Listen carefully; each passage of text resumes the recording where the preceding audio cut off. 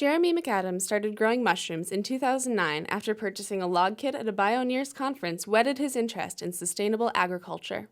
After the first year, cherry treehouse mushrooms made the move to a farm in Maplewood. Now he is growing at a farm cooperative in Ham Lake. And we're here at this thing called Sandbox Cooperative, which is an incubator farm for new farmers. I guess I'm kind of still considered that. And so, it's the idea is that there's not only land and water, a hydrant, but there's also other resources there like shared equipment and that kind of thing.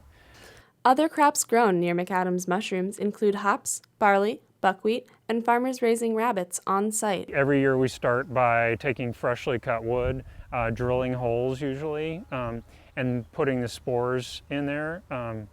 And then seal them over, and then there's usually a minimum of 6 months or so where they need regular watering and of course shade and so on, and then they'll start to fruit mushrooms about then.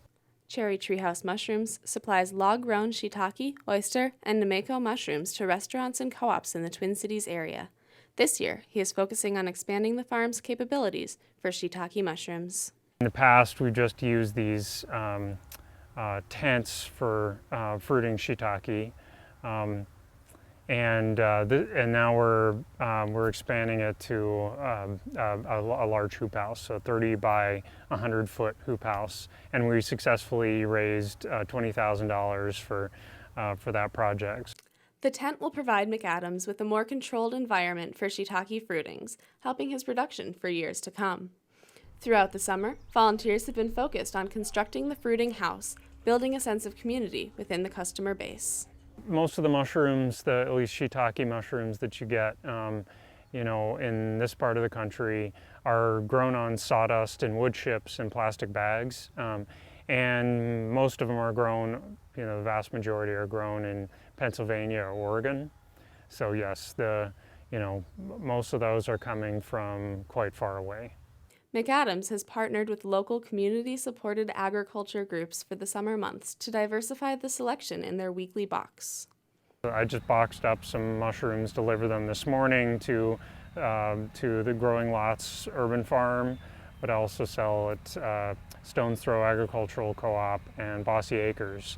And so every other week or once a month, people get a bag of half a pound or a quarter pound of mushrooms and a recipe and all that stuff. In addition to selling inoculated logs for those ready to grow their own mushrooms, McAdams attends the Mill City Farmers Market Saturday mornings and teaches workshops in the metro area at garden supply shops and co-ops. I think there's something magical about how there's all this time and preparation into getting a kit or a log, in our case, started. And it could take 6 months to a year, and then in a week you have a mushroom. So it's kind of remarkable. For North Metro TV News, this is Amelia Silbert reporting.